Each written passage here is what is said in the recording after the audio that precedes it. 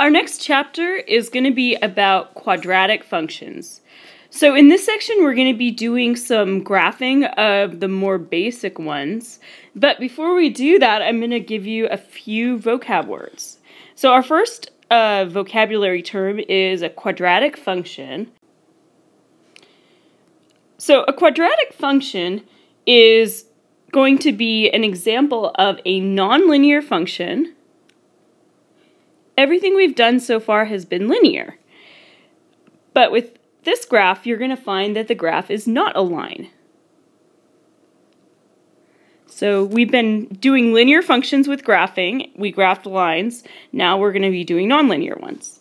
So it's a nonlinear function that can be written in the form y equals ax squared plus bxc.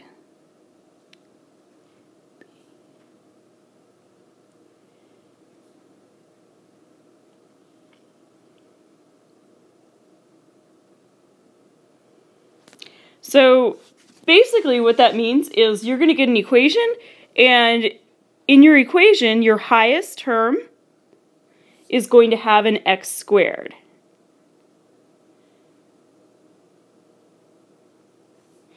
So that's our first vocab term. So the second thing that's important from this chapter is that when you graph a quadratic function, the graph is going to be what we call a parabola.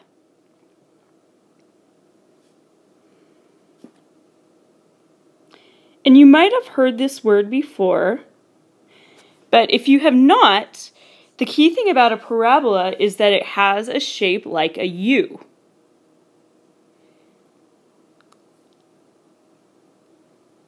And in just a minute or two, we will do a few examples where we draw parabolas.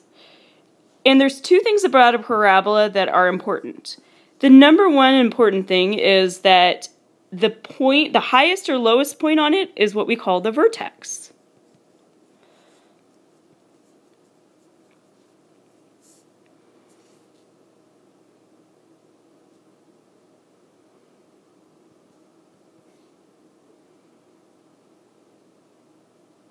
The second thing is about a parabola is that it is going to be symmetric, which means that you can cut it down the middle and divide it into two, and each side would be the same as the other one. It would be like a mirror image. So we are going to find what we call the axis of symmetry.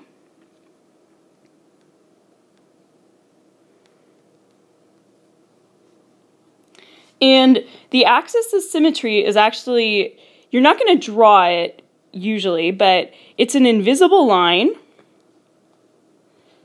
that passes through the vertex and divides the parabola into two equal parts.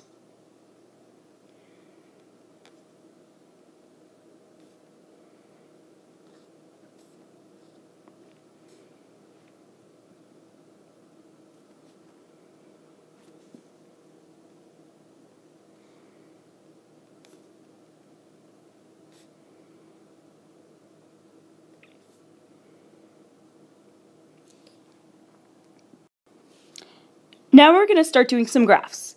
The most basic quadratic equation we have is y equals x squared. So there are several ways to graph it. For now, we're actually going to do it the way that you used when you probably first learned to graph, which is making a T-chart. And we're going to choose several x values and find their y values to help us get points. So I'm just going to choose -2 to 2. It's always a good idea to have some negative x values, some positive x values, and always include 0 in there. So if you work this out, for each one of these you will substitute in x. When you have x equals -2, you're going to get y equals -2 to the second. That's going to give you -2 times -2, which gives you +4. Be very careful about your negatives and positives here. So just make sure that when you're substituting something in for the x and then you're squaring it, if it's negative, it does become positive after that.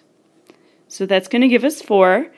And if you want, you can calculate the rest on your own, but when you get it, you will end up getting 1. When x is 0, y is going to be 0. When x is 1, y is also going to be 1. And when x is 2, y is also going to be 4.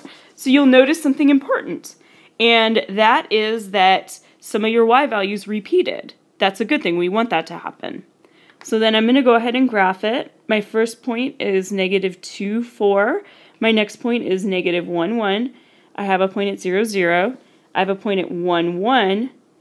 And I have a point at 2, 4. So you'll notice I have something that looks like it might form a V or a U. And actually it will be a U. Try not to make it look like a V. It should be nice and curved.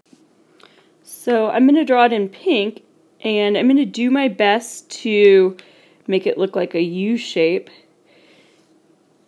You'll find that on mine it doesn't look that great because I'm drawing it on my iPad, and so hopefully yours will look a little nicer. If you want to see a really good example of what they're supposed to look like, you can look in your book and you'll see that their shapes are nice and curved.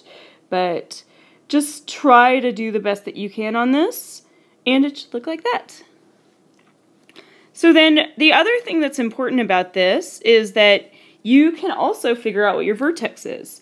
So your vertex is your lowest point, or your highest point. In this case, it's the lowest, which is right here at 0, 0.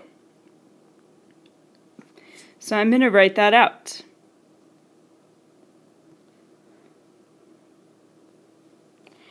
The other term that I mentioned earlier was my axis of symmetry. This is less important than the vertex, but it's still nice to know. I'm probably going to put 1 or 2 of these on your quiz also. So the axis of symmetry is an imaginary line that divides this thing in half. So mine's not perfectly symmetrical because it didn't get drawn perfect, but it should be perfectly symmetrical. Actually, you will have an invisible line that goes right through the vertex. I'm going to draw it in blue. And I'm just going to draw a dotted line, make it blue. So that is my axis of symmetry.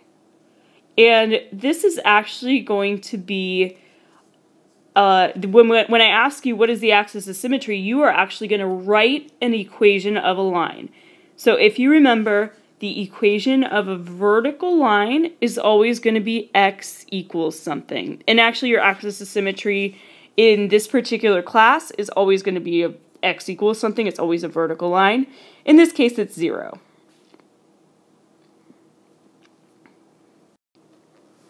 So our next example is y equals -x squared. I'm going to draw a t-chart for this. Although if you get really good at these, you might actually start knowing what this is going to look like. So what I'm going to do is I'm going to use the same values as I did before. And be careful when you substitute in for x. You are going to substitute and you get y equals minus -2 to the second power. So it's important that when you do this, you start by doing your exponent, which is -2 to the 2, but then you're going to be left with a negative on the outside, so your answer is actually going to be -4. And the same thing will happen when you substitute in x equals -1, you'll get -1. When you substitute in x equals 0, you get 0. And the other thing that you should hopefully notice on this one is that you'll also get -1 and -4. So the y values are going to repeat. And I'm going to go ahead and start by drawing my vertex, which is at 0, 0. So then I'm also going to have a point at -2, -4. I'm going to have a point at -1, -1, and a point at +1, -1, and a point at +2, -4. So this graph will be the same as what we had before, except it's going to be upside down. So it's an upside down parabola. You'll find that when you have a -x squared, it will be upside down. So just keep that in mind as you're doing these. And as before, the vertex is at 0, 0. The axis of symmetry is also at x equals 0. So let's do one or two more. For number 3, we're going to do y equals x squared plus 1. So you're going to draw this one by doing an XY chart. I'm going to use the same values as I used in the previous 2 problems. So if you look at this one, it's actually going to be similar to what we had in number 1. The only difference is that everything that we have is going to be increased by 1. So you will find that everything moves up, all the y values move up by 1. If you want to go back and compare it, you can, and you'll see that that does happen. So I'm going to use the same graph, but I'm going to draw it in blue. And so I'm going to have a point at negative 2, 5. I'm going to have a point at negative 1, 2. I'm going to have one at 0, 1, and one at 1, 2, and at 2, 5. So when you draw this, it's going to be kind of the same thing as what you had in number 1. It just is shifted up a little bit. The one thing I want you to notice is that all of these do have the same type of shape.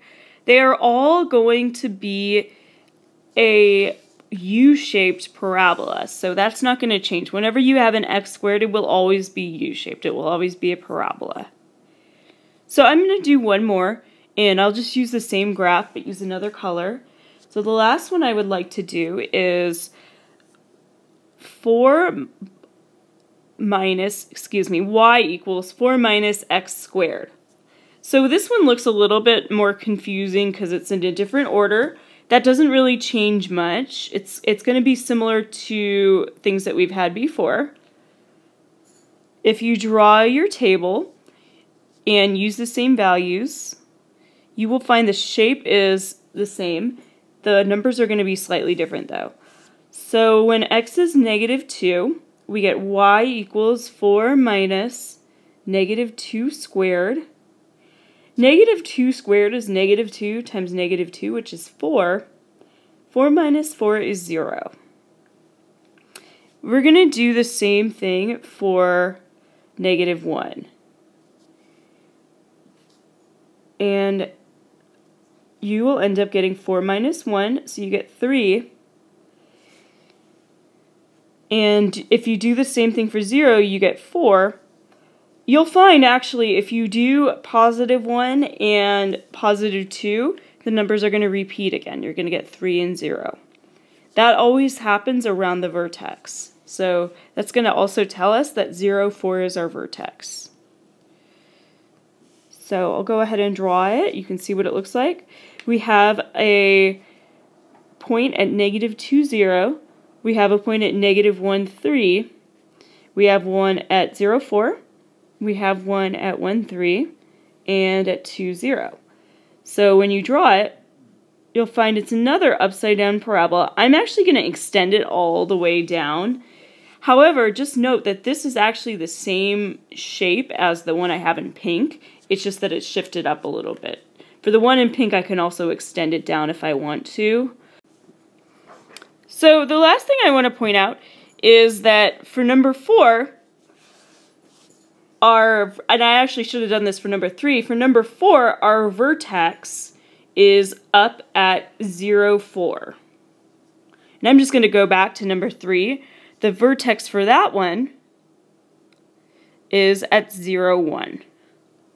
That's the most important point of a parabola, so make sure that you always know where it is.